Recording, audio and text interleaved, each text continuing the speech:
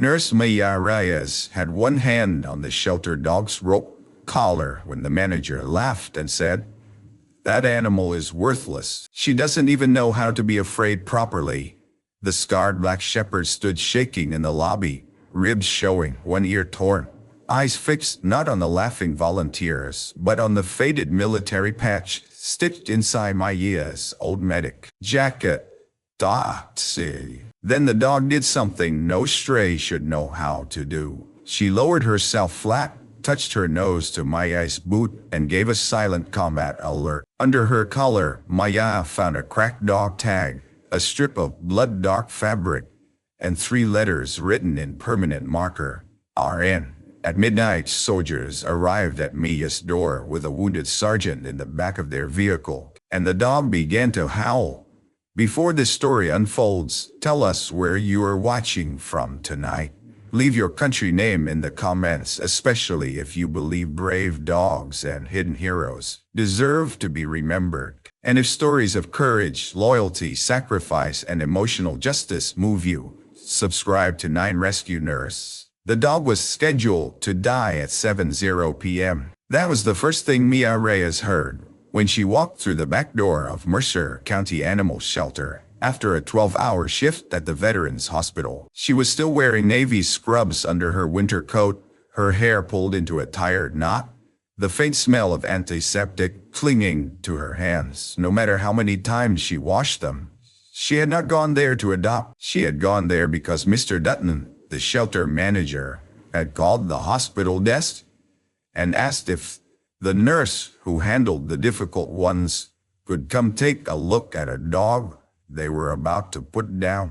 Mia knew what that meant. Difficult was the word people used when they were too ashamed to say broken. Difficult veterans, difficult dogs, difficult dogs. The shelter hallway was loud with barking, but the last kennel was silent. That silence made Maya stop before she even saw the animal inside. A black shepherd mix lay in the far corner, too thin for her frame, one paw tucked under her body, one ear ragged at the edge. Her coat had once been glossy, but now it hung dull over bones and scars. Someone had tied a red warning tag to the kennel door. Bite wrists, unsocial, failed evaluation. Mr. Dutton stood behind Maya with his clipboard tucked under one arm. "That's her," he said, "number 47. Picked up near the old freight road 3 weeks ago. No chip, no collar, no manners, no use." The dog did not move. Maya crouched slowly. "Does she have a name?" Dutton snorted. "A name? Nurse, that dog has bitten 2 catchpoles, destroyed 3 blankets, and refused every temperament test we gave her. Around here, we call her dead weight." A young volunteer laughed nervously. Another one looked away. Mia felt something tighten beneath her ribs. "Don't call her that." Dutton raised both hands. "Fine. Worthless, then." The word landed like a slap. Inside the kennel, the dog's eyes shifted, not toward Dutton, toward Maya. For 3 years, Maya had worked the night ward at the Veterans Hospital, mending men who woke up screaming in languages of smoke and metal. Before that, she had been a combat medic attached to a forward surgical team. She knew the look of an animal waiting to be punished for surviving. She unlatched the kennel before anyone could stop her. Dutton barked. "Hey, I wouldn't." Maya lifted a hand without looking back. The dog did not growl. She only watched as Maya stepped inside and sat against the opposite wall, leaving space between them. She made herself small. She set her hands open on her knees. "Hi," Maya whispered. "I'm not going to touch you." For a full minute, nothing happened. Then the dog's nose twitched. Maya had forgotten she was wearing it until the animal stared at her chest. Under her coat, inside her scrub pocket, Maya carried an old folded patch she never showed anyone anymore. It was not regulation.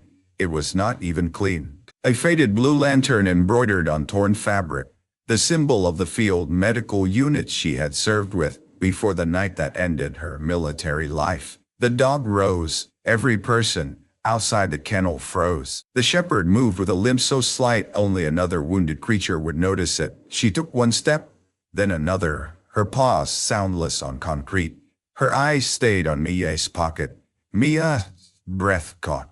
The dog stopped inches away, lowered her head, and pressed her nose against the pocket containing the patch. Then she lay flat, not submissive, not frightened, trained. Her body angled across Maya's legs the way a military working dog might block a handler from walking into danger. One paw touched Maya's boot. Her gaze lifted, sharp and searching. Mia whispered, "Where did you learn that?" Dutton laughed too loudly. "Great, she likes laundry. Can we finish this?" The dog's lip lifted, but not at Maya. At Dutton. Maya saw it then. Beneath the matted fur around the dog's neck, a strip of old nylon, nearly hidden under skin and dirt. Not a collar, a remnant, cut short, rubbed raw, embedded in the coat. "Bring me trauma shears," Maya said. "Nurse, that dog is already signed off. Bring me trauma shears." Something in her voice changed the room. The volunteer ran. Maya kept one hand raised while the dog trembled. "Easy. I need to see." When the shears arrived, Maya cut carefully through the matted nylon. The dog did not flinch until the last strand fell away. Something dropped onto the concrete with a dull metallic tap. A dog tag, not a pet tag. Military issue, cracked down one side, darkened by rust or old blood. It bore only a partial inscription. Ward, Eli, 9 sec, call. Hello. Maya stared at it until the letters blurred. Dutton took one step closer. "What is that?" The dog snapped her head toward him so fast he stumbled back. Maya picked up the tag. At the bottom, almost scratched away, were 2 letters and a period. RN registered nurse, or someone's initials, or something else. Mia's pulse began to pound. She had heard the name Ward before. Not recently. Not in the hospital. Years ago, after a convoy burned outside a field clinic, and the official report said no one had been left behind. Ward had been listed among the dead. The kind of dead no family got to see. The kind the military buried under sealed language and folded flags. The dog reached forward and licked Maya's scarred left wrist. Mia had gotten that scar on the same night. No one at Mercer County knew that. Dutton broke the silence. "Look, if this is some stolen military dog thing, I want trouble. You want her. Sign the papers. Take the problem home." Maya looked at him. "You were going to euthanize her without checking this?" She attacked staff.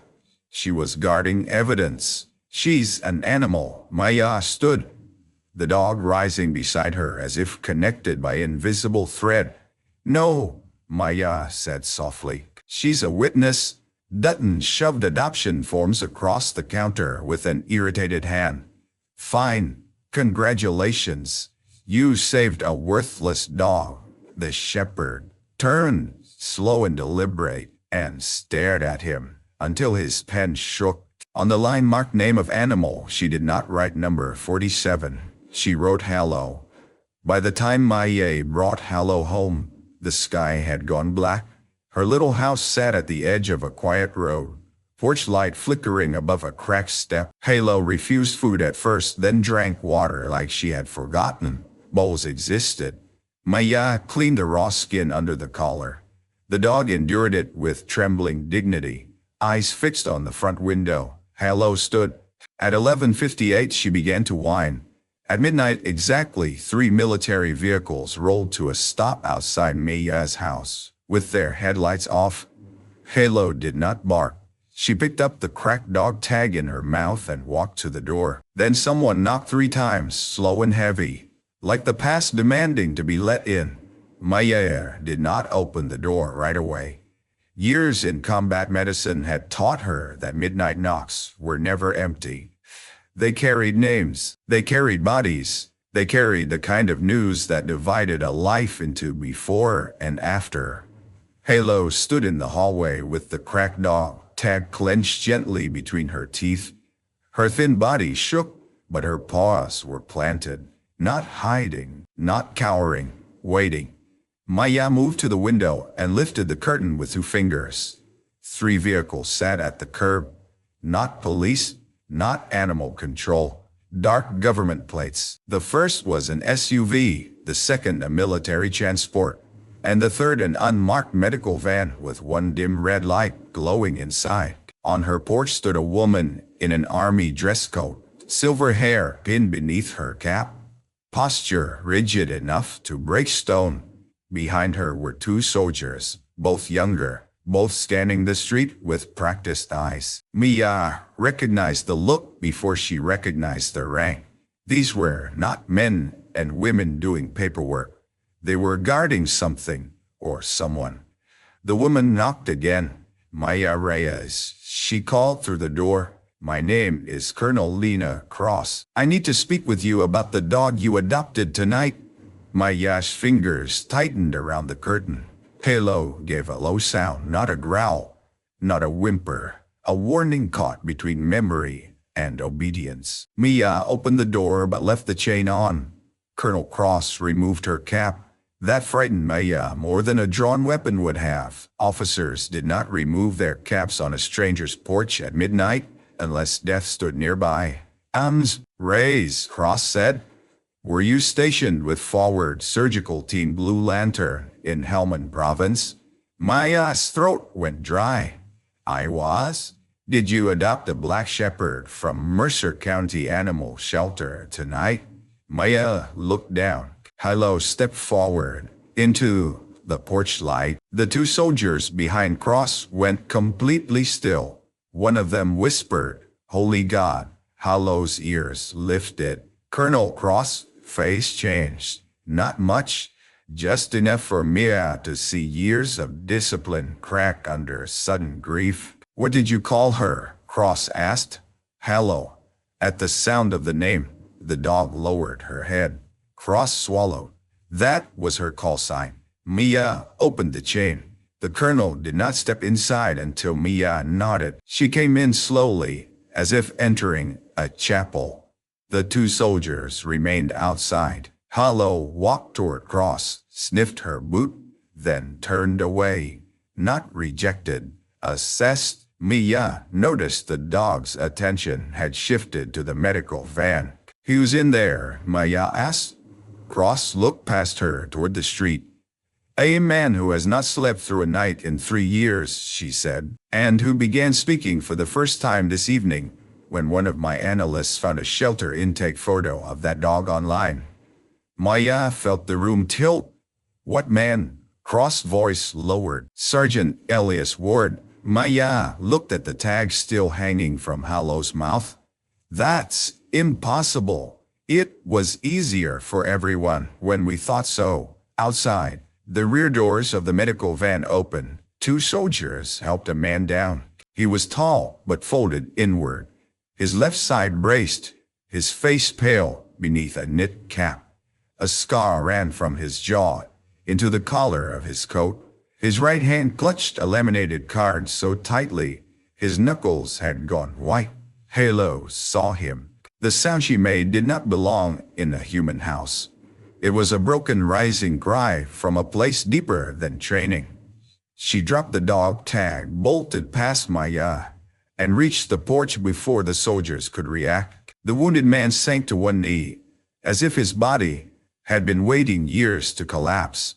Hello, he breathed. The dog crashed into him. Not hard enough to hurt, hard enough to prove he was real. Elias Ward wrapped his good arm around her neck and buried his face in her fur. No soldier on the porch moved. Colonel Cross turned her head away, but not before Maya saw her eyes shine. Maya stood in the doorway, gripping the frame. She had seen reunions before. Men returning from surgery.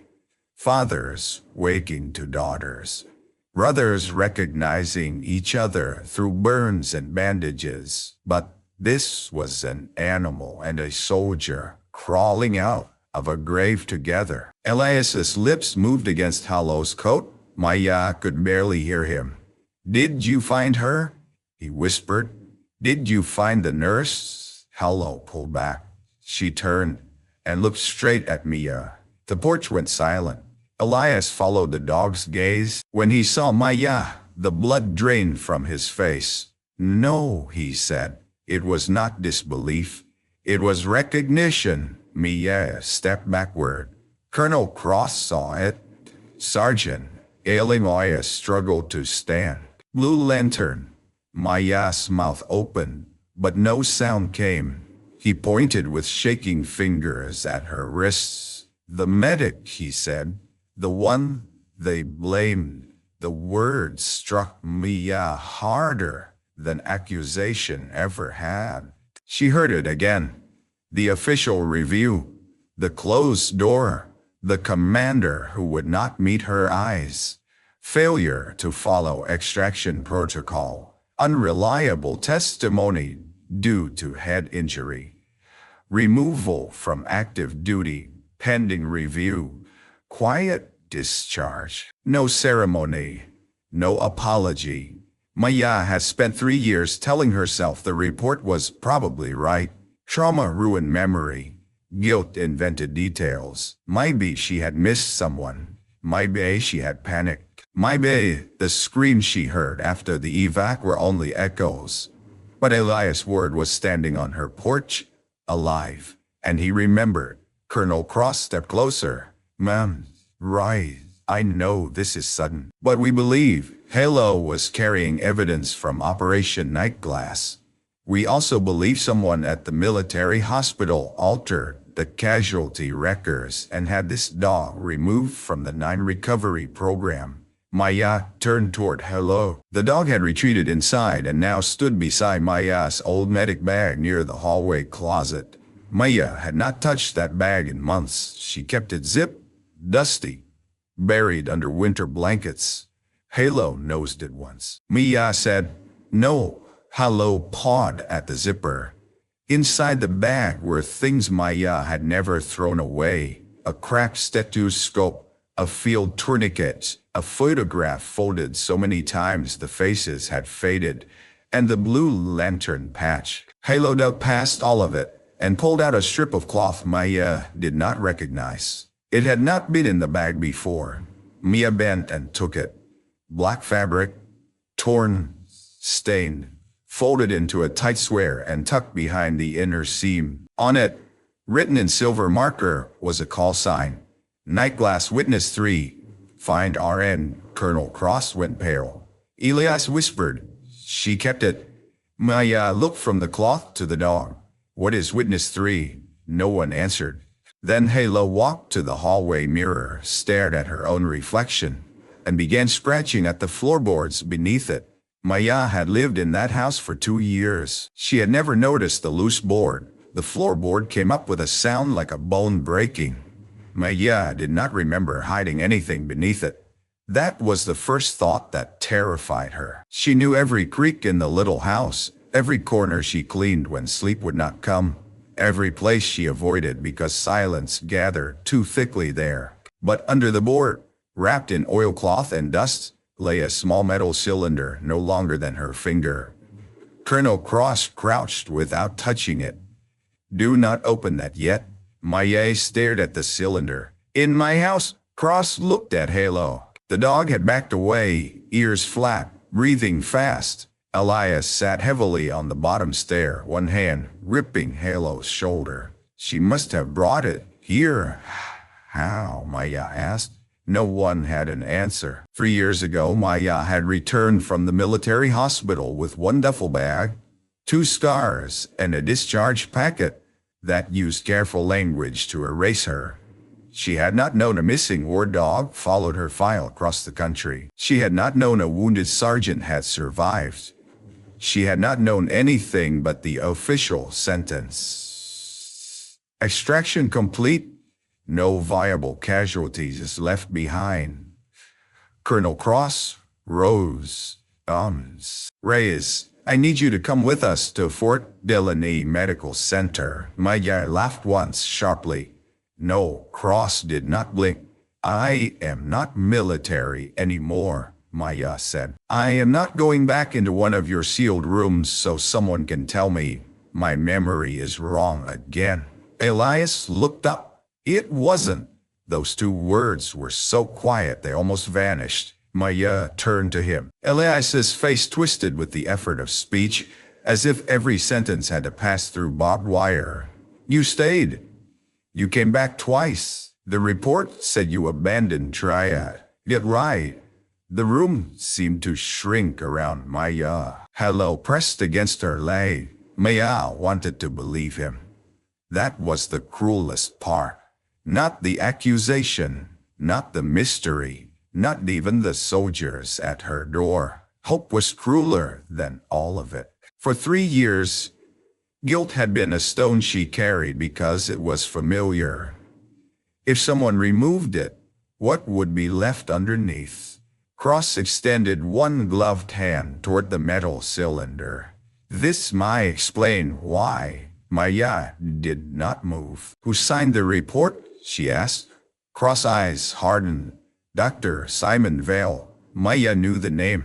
Everyone at Fort Delaney knew Dr. Vale.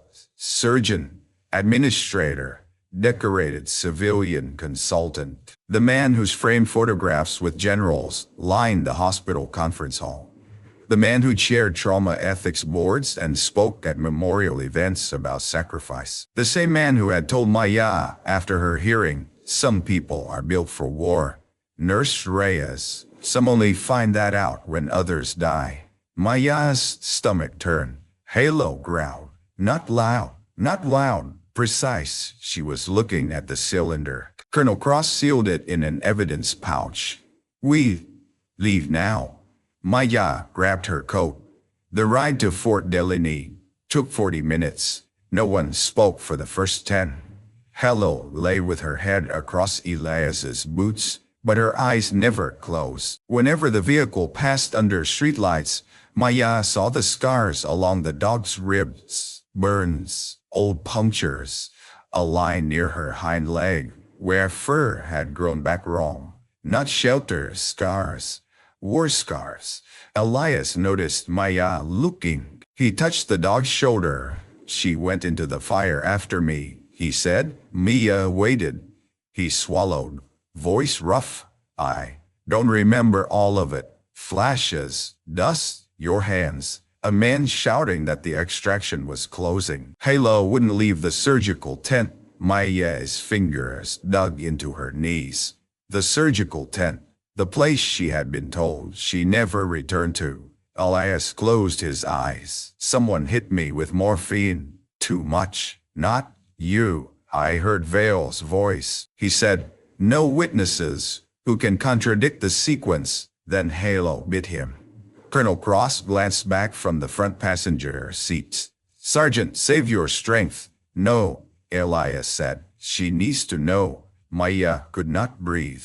Halo lifted her head and touched her nose to Maya's wrist.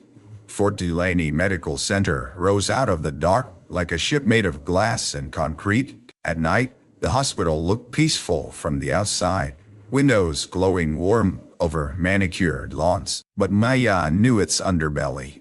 The locked wards, the silent elevators, the rooms where men woke from nightmares and apologized to people who were not there. They entered through a side entrance. A nurse at the desk looked up, saw Colonel Cross, saw Elias, then saw Halo. Mom, animals aren't permitted.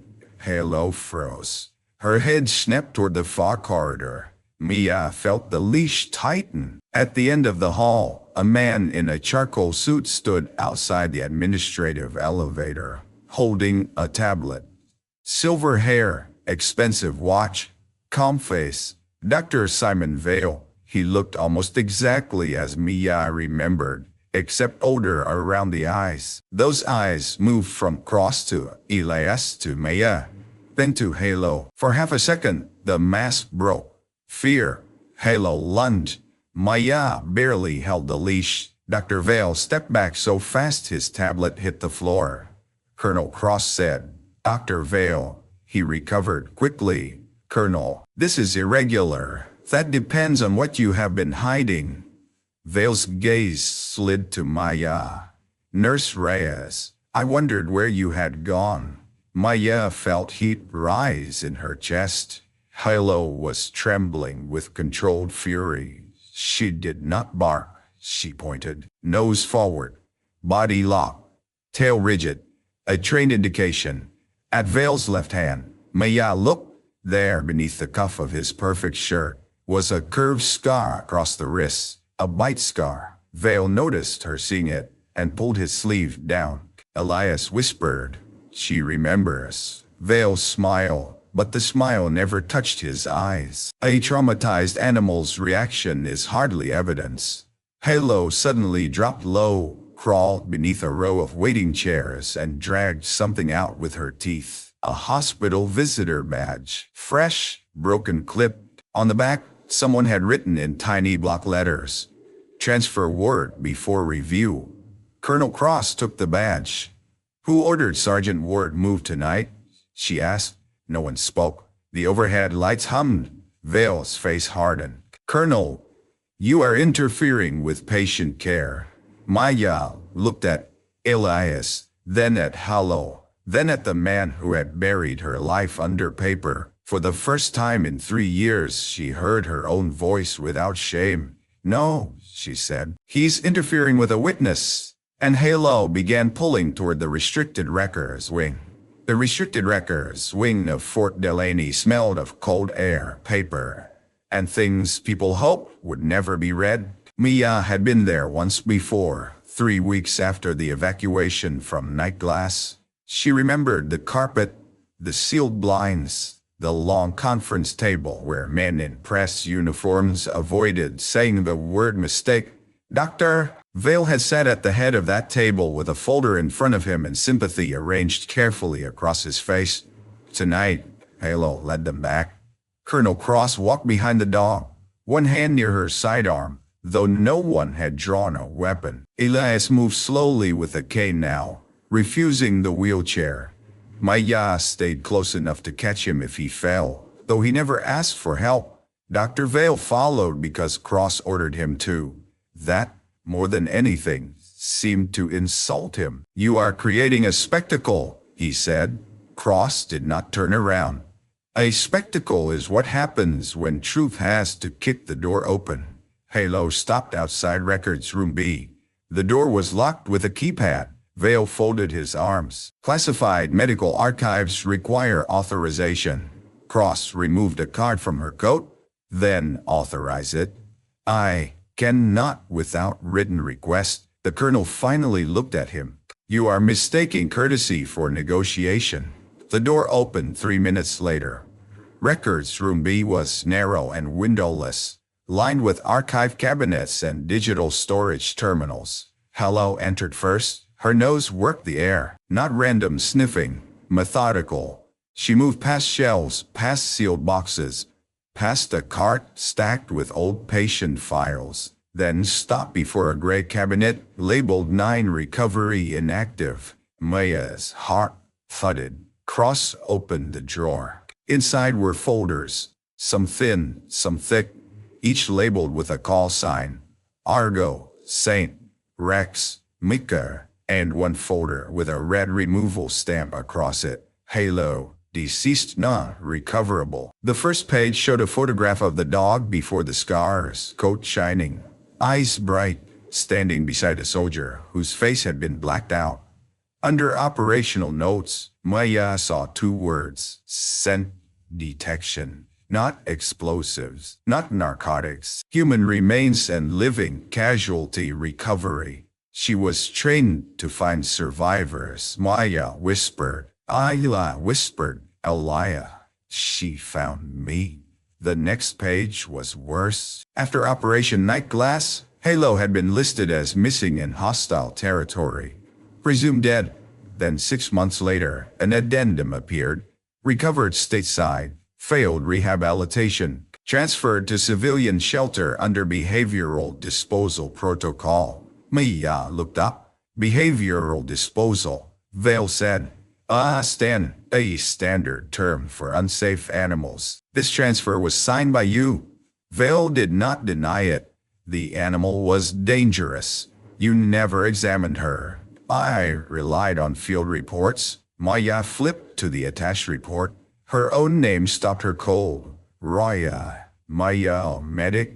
Unreliable witness. Displayed confusion, dissociation, and possible survivor guilt. Claimed auditory presence of additional wounded after extraction completed. Statements contradict. Operational timeline. Below it was Vale's signature. Mia felt the room bend. I heard them, she said. No one answered. I told you there were wounded left in the tent. Vale's voice remained smooth. You had a concussion. I had a concussion because I went back inside after the second blast. You believed you did? Elias slammed his cane against the floor. The sound cracked through the room. She did, he said. Hello moved to him immediately, pressing against his knee. Elias' face had gone gray, but he forced the words out. She carried Corporal Ames. She packed my wound. She put her hand over my mouth when they came back because she knew something was wrong. Maya stared at him. A memory surged, canvas flapping, smoke pressing low, a soldier's breath under her palm, her own whisper. Stay quiet. Stay alive. Then a man's voice outside the tent. Vale, no witnesses who can contradict the sequence. Maya staggered back into a cabinet. Cross said her name. But Maya lifted a hand. Civilian boots in a combat zone. Val's jaw tightened. Halo suddenly left Elias and crossed the room to the far wall. She sniffed along the baseboard, then began clawing at a lower cabinet. Cross opened it, empty. Halo clawed harder. Mia crouched, studying the metal floor beneath the cabinet. There were scratches near one corner. Fresh ones. Move it, she said. The soldier shoved the cabinet aside. Behind it was a vent cover held by 2 screws. One screw was missing. The other had been stripped. Halo nosed the edge until the cover popped loose. Inside lay a plastic evidence bag. Not military issue. Hospital issue. Maya reached for it, but Cross stopped her and used gloves. Inside the bag was an old flash drive, a blood-stained field dressing, and a torn strip of Velcro with embroidered letters. RN. This time Maya knew what it meant. Not registered nurse. Rise. Night glass. A field identifier from her own trauma vest. Elias whispered. He took it off you. Maya closed her eyes. The final item in the bag was a small audio recorder, cracked but intact. Vale's calm broke. That is classified material, he snapped. Cross turned slowly. Then, I'm sure you'll want it preserved properly. Hello, barked once. Everyone froze. It was the first bark Maya had heard from her. A single command bark directed not at Vale, but at the hallway beyond the records room. Footsteps retreated outside. One of Cross's soldiers rushed out and returned seconds later, holding a manila envelope someone had dropped while running. Cross opened it. Inside was a transfer order for Sergeant Elias Ward. Destination, an out-of-state neurological facility. Departure time, 2:30 a.m. Approving physician, Dr. Simon Vale. Attached note, patient unstable. Limit outside contact. 9 present prohibited. They had 43 minutes before someone tried to make Elias disappear again. Mia had learned long ago that hospitals could hide violence behind soft voices. No one had to shout to destroy a life. A signature could do it. A diagnosis could do it. A transfer order placed at the right hour, when the hallways were empty and the family was asleep, could erase a patient more cleanly than a bullet. At 1:49 a.m., she stood in records room B, holding the truth in fragments while Sergeant Elias Ward leaned against the cabinet, fighting to stay upright. Halo stood between him and the door, teeth showing. Dr. Vale adjusted his cuffs. You are all making a grave mistake, he said. Sergeant Ward is neurologically fragile. This circus could kill him. Maya looked at Elias. Do you want to be transferred? Elias' mouth tightened. His right hand shook as he reached into his coat and pulled out the laminated card he had been holding since the port. He handed it to Maya. It was not a medical card. It was a photograph. A younger Elias knelt in desert dust beside Hello. Both of them were looking at someone outside the frame, smiling. On the back, written in faded ink, were 4 words: "If lost, find Reyes." Maya's vision blurred. "Who wrote this?" Elias nodded toward Hello. "She carried it in her vest," he said. "I wrote it before the mission. You were the only medic she trusted besides me." Maya did not remember that. Or maybe she did, buried beneath pain and sedatives and men, telling her what her mind had invented. Vale stepped forward.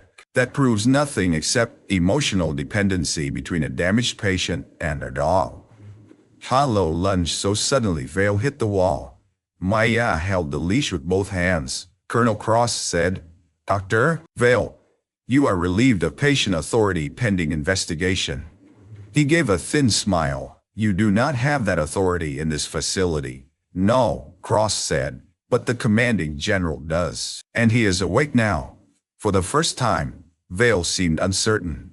Then the fire alarm went off. Red lights flashed across the records room. A mechanical voice ordered evacuation. Somewhere down the hall, doors began to unlock. Mia felt the shift instantly. Not fire, distraction. Hello did too. She stopped growling at Vale and whipped toward Elias. The wounded sergeant's knees buckled. Mia caught him under one arm. Elias, his pupils had gone wide. Sweat broke across his forehead. "Something's wrong," she said. Vale moved toward the door. "He needs emergency transport." Hello barked again. Frantic now. Maya smelled it then. A sweet chemical trace under the smoke alarm noise. Not smoke, not fire. Medication. She looked at Elias' sleeve. A small damp spot darkened the fabric near his elbow. "Who touched him?" one of Cross's soldiers said. "No one since we came in." Maya pushed up Elias's sleeve. A tiny puncture mark. "Fresh?" Hello began pawing at the floor near the door. Mia followed the movement and saw it, a discarded alcohol swab beneath the edge of a rolling file cart. Vale's face went blank. Mia turned on him. "What did you give him?" "I gave him nothing." Elias sagged harder. His breathing slowed. Mia snapped into nurse mode so completely that fear had no room to exist. "Get me naloxone, oxygen, and her crash kit. Now." The soldier ran. The alarm continued screaming. Staff appeared in the doorway. Confused, frightened, Vale tried to use the chaos. "This is exactly why he required transfer," he shouted. "The patient is decompensating." Maya lowered Elias to the floor. "He is overdosing." "That is an outrageous accusation." Halo shoved her nose into Val's coat pocket. Val struck her. It was not a hard blow, not enough to injure a healthy dog, but Halo was all bone and old wounds. She yelped. Something in Maya broke open. She rose so fast Val stepped back. "You ever touch her again?" Maya said, voice low, "and you will need a surgeon better than yourself." The room went silent, except for the alarm. Halo recovered first. She shook once, then returned to Val's pocket, seized the fabric with her teeth, and ripped it open. A capped syringe fell to the floor. Cross picked it up. Maya did not wait. The crash kit arrived and she worked over Elias with practiced hands. Airway, pulse, pupils, injection, oxygen. She spoke to him as she worked, not because she knew he could answer, but because she needed him to hear someone choosing him. "Stay with me, Sergeant. You survive. Worse than this. Stay with Halo. Stay with me." Halo lay across his legs, trembling. Elias breathing. Hitched, then deepened. Maya closed her eyes for half a second. Vale was no longer smiling. Cross held the syringe in a sealed bag. "What is this?" Vale said nothing. The fire alarm stopped abruptly. In the sudden quiet, the hospital seemed to hold its breath. A security officer arrived, followed by two nurses from the ward and a young resident still tying his mask. Everyone looked from Elias on the floor to Maya kneeling beside him, to Halo standing guard, to Dr. Vale with his torn pocket. Dutton's word came back to Maya. Worthless. She looked at the dog who had just found the weapon meant to silence a soldier. Not worthless. Never worthless. Colonel Cross ordered Vale detained. He laughed. You think this ends with me, he said. Night glass was approved above my head. Files were sealed above my head. That dog was supposed to disappear because people with stars on their shoulders needed her gone. Cross' expression hardened. Then we'll go above them too. Vale looked at Maya. Be careful, Nurse Reyes. The last time you insisted on your version of events, you lost everything. Maya wiped Elias's blood pressure cuff clean with shaking fingers. No, she said. I lost the lie. Halo suddenly lifted her head. From somewhere beyond the record's wing came a sound so faint Maya almost missed it. A whistle. 3 notes. Halo stood ears forward. Elias' eyes opened halfway. His lips moved. Maya leaned close. Not him. Elias whispered. Maya froze. What? Elias's gaze drifted toward the hallway where the whistle had come from. Vale didn't give the order, he breathed. He followed it. Halo pulled free from Maya's loose grip and ran toward the sound. Halo moved like pain had never touched her. She flew down the restricted corridor, paws skidding on polished tile, following the 3-note whistle that had unlocked something older than fear. Maya ran after her, Colonel Cross close behind. The soldiers shouted for security to block the exits, but Halo did not head for the main doors. She headed deeper into the hospital, past the elevators, past the chapel, past the memorial wall where bronze plaques listed names from campaign. The public remembered only when flags came out. At the end of the corridor was an old rehabilitation wing, mostly unused after budget cuts and renovations. The lights there were dimmer, half the rooms empty. The air colder, slowed. Outside room 12. Maya caught up, breath burning. The room was dark. Halo pushed the door open with her nose. Inside, a single lamp glowed beside a hospital bed that had not been logged in the active census. The sheets were clean. The monitors were off. On the bedside table sat a recorder, a stack of documents, and a small speaker. From the speaker came the 3-note whistle. Recorded. A trap, Halo growled. Maya grabbed her collar. Back. The closet door burst open. A man in an orderly uniform lunged out, not at Maya, but at Halo. He carried a looped restraint pole in both hands. Halo twisted away, but the pole caught around her neck. Maya slammed into the man's shoulder first. They hit the bed. Papers flew. The restraint pole clattered across the floor. Halo backed into the corner, coughing. Colonel Cross entered with her weapon drawn. Down. The man dropped instantly. Hands up. Not brave. Paid. One soldier cuffed him while Cross scanned the room. Maya knelt beside Halo, checking her throat. Easy, girl. Easy. You're all right. Halo's eyes were wild, but she did not bite. She pressed her head under Maya's chin and shook. On the floor beside the bed, Maya saw a file stamped with a black bar. Operation Nightglass, Casualty Sequence Review. Her own name appeared on the first page. So did Elias Ward's. So did Elias. Cross picked up the recorder from the bedside table. A taped voice played when her thumb brushed the button. This is Sergeant Elias Ward, 9 Security Attachment. If Halo reaches Reyes, the report was altered. Dr. Vale ordered sedation of survivors under General Directive 7.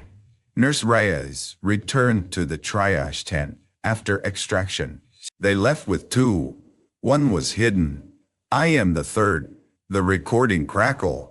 Then Elias' younger voice continued. Weaker. Hallow has the drives. Reyes has the hands. Trust the dog. Maya covered her mouth. Trust the dog. Cross stopped the recording. Her face had gone white with anger. Maya looked at the man on the floor.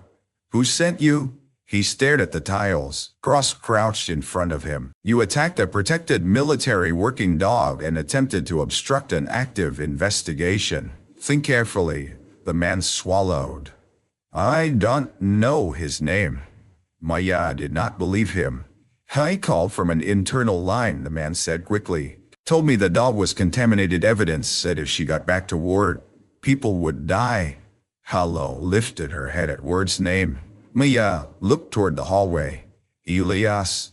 They had left him near the records room. Maya ran. By the time she reached him, Elias was conscious but weak, surrounded by nurses who looked terrified to be involved in history. Dr. Vale was scuffed to a chair under guard. He watched Maya approach with cold satisfaction. You found the little stage, he said. Maya ignored him and checked Elias's pulse. Elias gripped her wrist. His fingers were icy. The drive, he whispered. Maya turned to Cross, who had followed with the recovered documents. The cylinder from my house, Maya said. Is that the drive? Cross opened the evidence pouch but did not break the seal.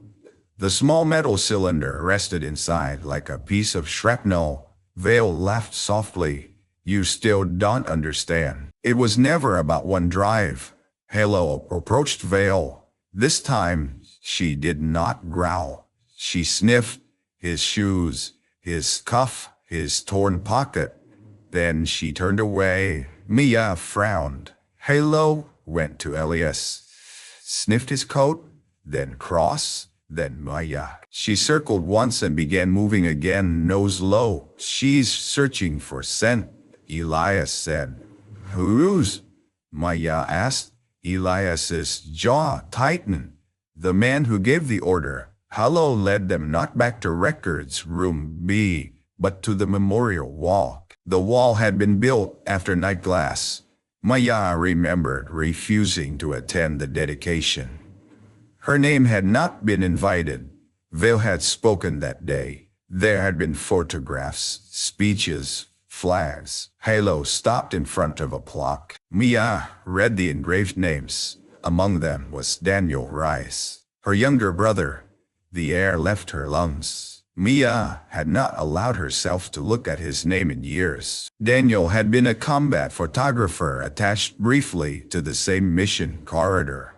The official report said he died on impact during the second blast. No recoverable message, no final words. Maya had been told she never reached him. Hallow stood on her hind legs and pawed at the lower edge of the plaque. Stop, Mia whispered. But the dog kept scratching. Cross looked at her. Rise, my brother, Maya said. The colonel's expression softened for one painful second. The plaque shifted under Hallow's paws. It was loose. Behind it was a narrow cavity in the wall. Inside lay a small waterproof pouch. Maya could not move, so Cross removed it. The pouch contained a memory card, a dog tag, and a folded piece of surgical tape. On the tape, written in Daniel's handwriting, were 6 words. Maya did not leave us behind. Maya made a sound she did not recognize. Hallow pressed against her knees. Colonel Cross held the memory card up to the light. This is what they were afraid of. Dr. Vale's face had lost all color. Elias bowed his head. Maya touched Daniel's dog tag with 2 fingers. For years she had carried guilt like a punishment she deserved. For years she had believed she failed the wounded, failed her unit, failed her own blood. But her brother had left a message in the wall of the hospital that erased the lie in 6 words. Hallow had not only found Elias, Hallow had brought Daniel home. Then the speaker system crackled overhead. A man's voice, calm and older, filled the corridor. Colonel Cross, stand down. This matter is above your command. Cross looked toward the ceiling. Maya looked at Vale. He smiled faintly, and Halo began to bark at the locked command elevator. The command elevator descended from the top administrative floor with a soft chime that sounded obscene in the silent hallway. Everyone turned toward it. Maya stood with Daniel's dog tag in one hand and Halar's leash in the other. Elias had insisted on standing again, leaning heavily against the wall, one hand buried in Halo's fur. Colonel Cross positioned herself between the elevator and the rest of them, but Maya could see the anger in her shoulders. Dr. Vale sat cuffed near the security desk, bruised pride leaking through his composed face. He looked less like a mastermind now, and more like a man who had believed powerful people would always arrive before consequences did. The elevator doors opened. An older general stepped out with two aides behind him. His uniform was immaculate. His chest was crowded with ribbons. His face belonged to recruitment posters, memorial ceremonies, televised apologies that never named the dead correctly. Maya did not know him personally, but her body remembered his voice from the overhead speaker. Colonel Cross saluted, though the movement looked painful. General Harlan, she said. The name moved through the hallway like a draft. General Harlan glanced at the dog first, not Elias, not Maya. The dog. That told Maya everything. This area is closed, Harlan said. All materials recovered tonight fall under national security protection. Cross's voice was controlled. Sir, recovered materials indicate falsified casualty reports, attempted murder of a protected witness, and unlawful disposal of a military working dog. Harlan looked disappointed, as if she had failed an etiquette lesson. Colonel, you have had a distinguished career. Do not end it by misunderstanding classification. Hello, growled. Harlan's eyes flicked to her. Remove the animal. Maya stepped forward. Her name is Halo. The general finally looked at her. Nurse Reyes, he said. You have been through enough. Go home. The gentleness in his tone almost fooled the hallway. It did not fool Maya. She had heard men weaponize kindness before. She did go home, Elias said, voice hoarse. The truth followed her. Harlan sighed. Sergeant Ward, you are medically compromised. I was sedated. You were injured by men following your directive. The aides shifted. Harlan's gaze hardened. You do not know what command requires. Maya looked down at Halo. The dog's body was angled toward the general's left aide, not Harlan. The aide held a black leather folder against his chest. Halo's nose twitched. She took one step. The aide stepped back. Maya noticed, so did Cross. Halloway, Elias whispered. The dog lowered into a trained indication, not at Harlan. At the folder, Cross turned to the aide. Open it. Harlan said, You will not. The entire hallway changed. Nurses who had come to watch from the ward stopped pretending not to. Security guards glanced at one another. One of the younger soldiers moved closer to Cross. Maya realized something then. Power worked best when everyone believed they stood alone. But the truth had a strange gravity.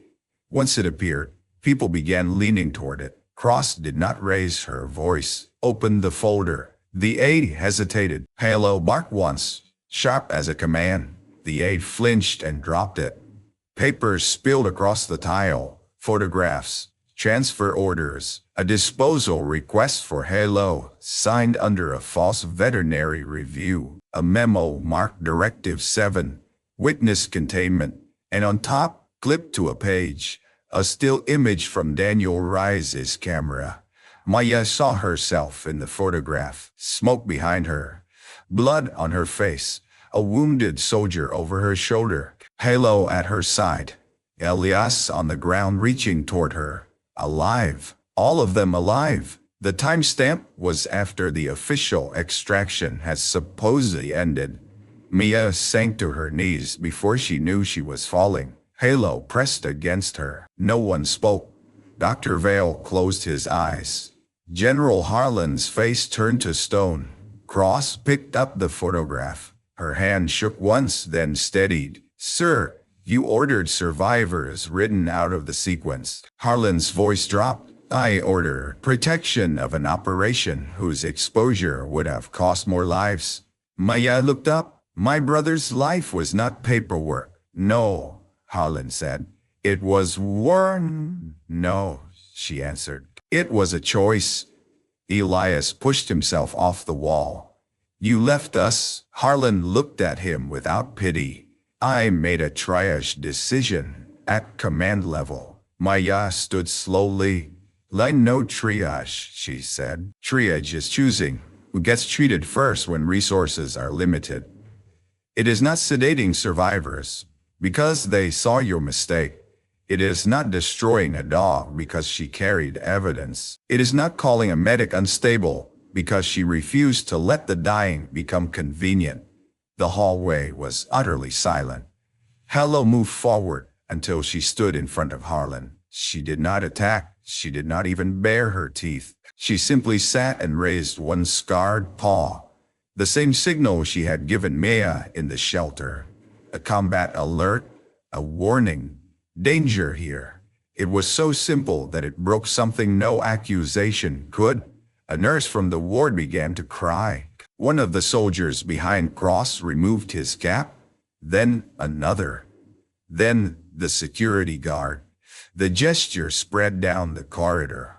Quiet, unsanctioned, human. Harlan looked around and understood too late that command had left him. Cross took out her phone.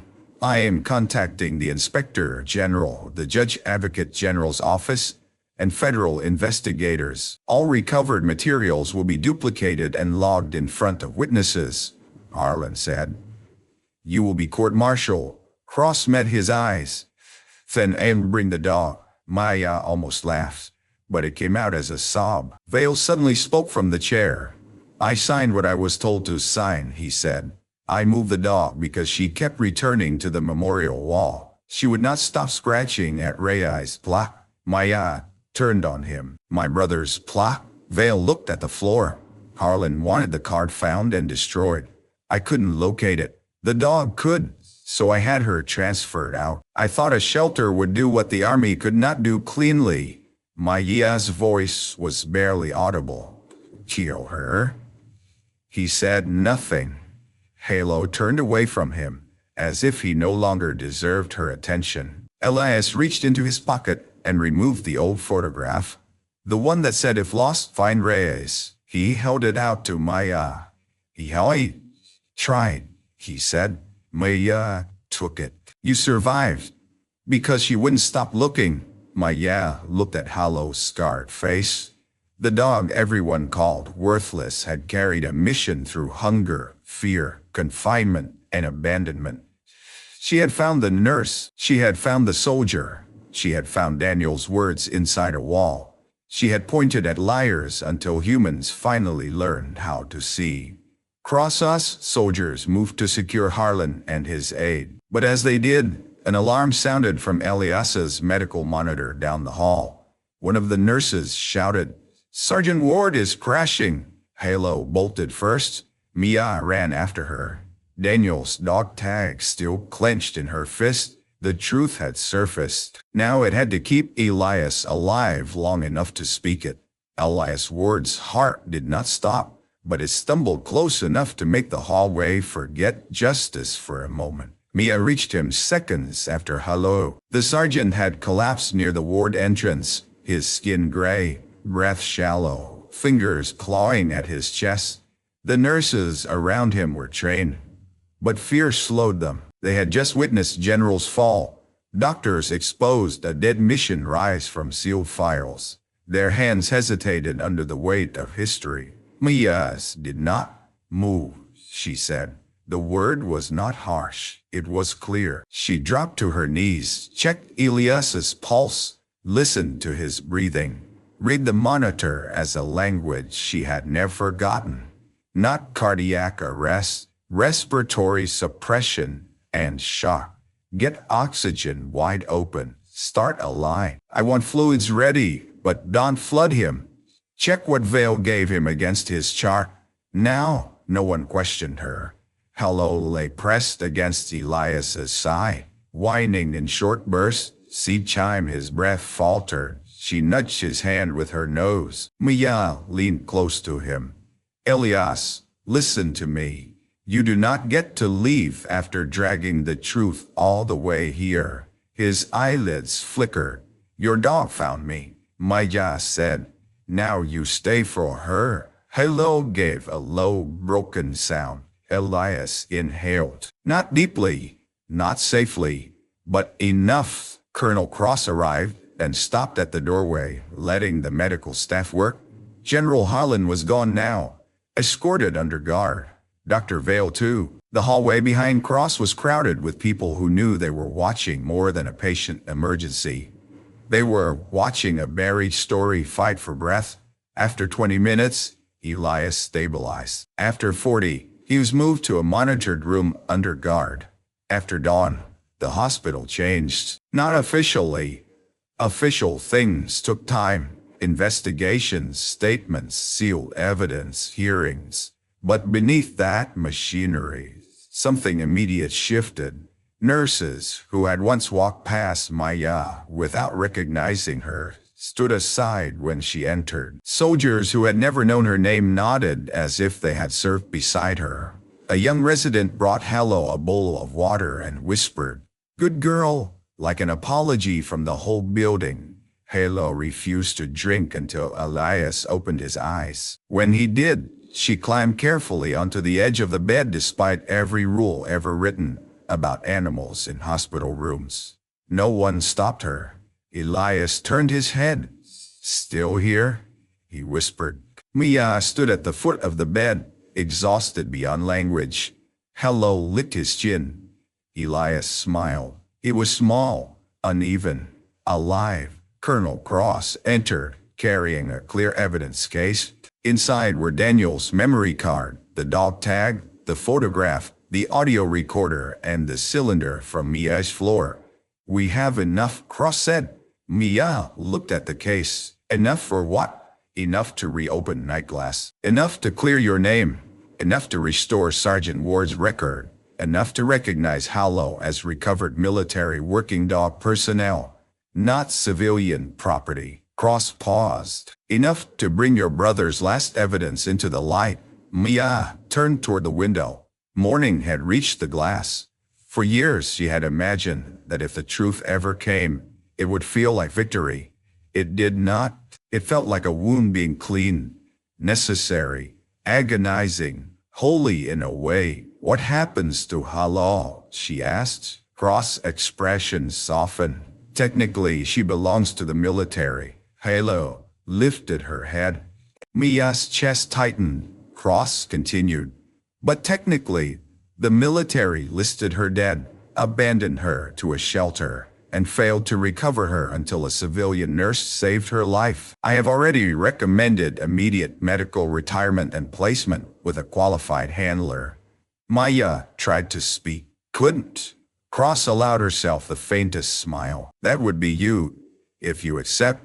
Hello climbed off the bed, walked to Maya, and sat at her feet, as if the decision had already been made. 2 weeks later, Mercer County Animal Shelter held a press conference it had not wanted.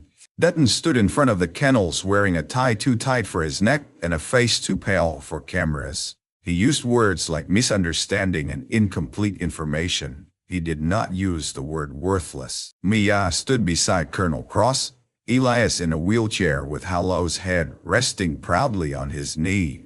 Reporters shouted questions. Flashbulbs popped, but Mia barely heard them. She was looking at the last kennel, the one where Hello had waited to die in silence. After the camera stopped, Dutton approached. "Nurse Reyes," he said, not meeting her eyes. "I didn't know." Maya studied him. She could have hated him. Part of her wanted to, but hatred was heavy, and she had carried enough. "No," she said. "You didn't look." He flinched. Hello did not growl. She simply turned her back on him and followed Mia out. The investigation widened. Names appeared on documents. Some powerful people retired suddenly. Others fought. Vale testified first to save himself, then again when evidence proved he had lied. Harlan's speeches vanished from hospital walls. Daniel Risey's final photographs were entered into record, not as propaganda, not as classified burden, but as witness. Maya was invited to a formal correction ceremony at Fort Delany. She almost refused. It was Elias who convinced her. "Don't go for them," he said. "Halo sleeping between them in the hospital garden. Go for the version of you who sat in that room and believed them." So she went. She wore a simple dark dress and pinned the blue lantern patch inside her coat where Halo could see it. The auditorium was full of soldiers, nurses, veterans, families of the dead, and people who had spent years living under the wrong version of a story. Colonel Cross stood at the podium. "Today," she said, "we correct the record of Operation Nightglass. We recognize Sergeant Elias Ward as a survivor and witness. We restore the honor of Nurse Maya Reyes, whose actions saved lives under fire. We recognize Daniel Reyes, whose final documentation preserved the truth. And we recognize retired military working dog Halo, whose loyalty outlasted abandonment, injury, and silence." Halo stood beside Maya, wearing a clean vest now. Not stiff, not decorative, earned. When Cross read Halo's name, the entire front row of soldiers stood, and the second row, then the whole auditorium. Maya tried not to cry. She failed. Elias stood last, slowly, painfully, refusing help until Halo moved beside him. He placed one hand on the dog's back and rose. For a moment, no one clapped. They saluted. Mia looked down at Halo. The dog's ears lifted, uncertain of ceremony but certain of hearts. Maya whispered, "Thoughts for you." Halo leaned against her leg. Months passed. Elias learned to sleep in longer stretches. Not always, not perfectly. Healing was not a straight road. Some nights he still woke with his hand reaching for a leash. On those nights, Halo padded from Mia's room to his guest room before anyone called her. She would press her body against the door until Maya woke and let her through. Maya returned to nursing full-time, but not the same way. She started a program connecting retired working dogs with wounded veterans, especially the ones labeled difficult, aggressive, unreachable, too far gone. She called it Hello House. People sent dogs from shelters across the state. Some were loud, some bit leashes, some hid under beds, some shook when men raised their voices. Maya never called them worthless. She sat on concrete floors, opened her hands and waited. Sometimes Hello came with her. The old dog would walk past kennels, scarred and calm, until she found the one that needed her most. Then she would lie down outside the door and wait too. One rainy evening, almost a year after the midnight knock, Maya returned home from the hospital to find Elias on her porch. He was stronger now, using a cane more for balance than survival. Halo sat beside him wearing Daniel's dog tag on her collar. Maya stopped at the steps. "What is this?" Elias smiled. Midnight came early. Behind him, several soldiers stood in the yard, not armed, not urgent. Each held a small candle protected from the rain. Colonel Cross stepped forward with a folded flag. "We found the last missing names from Nightglass," he said. "All families notified, all records corrected." Maya touched the porch rail. Cross handed her the flag. "This one is for Daniel, properly, this time." Maya held it against her chest. Halo rose and climbed the steps. In her mouth, she carried the cracked dog tag from the shelter, the one that had started everything. "Word, Eli. 9 sec. Call. Hello." She dropped it into Maya's hand, not as evidence now, as an ending. Maya knelt, wrapped both arms around the dog, and pressed her face into the fur everyone else had given up on. Halo sighed, old and tired and safe. In the yard, the soldiers stood quietly in the rain. No sirens, no lies, no sealed doors. Only a nurse, a wounded soldier, and a dog once called Worthless, standing beneath a porch light that no longer flickered. Some heroes do not arrive clean, polished, or easy to understand. Sometimes they limp out of shelters with torn ears, haunted eyes, and evidence hidden beneath their scars. Halo was not worthless. She was loyal when people were afraid, brave when people were afraid, brave when people lied, and patient when truth took years to come home. If this story touched your heart, share where you're watching from, and subscribe for more stories of brave dogs, hidden heroes, and justice that finally finds the door.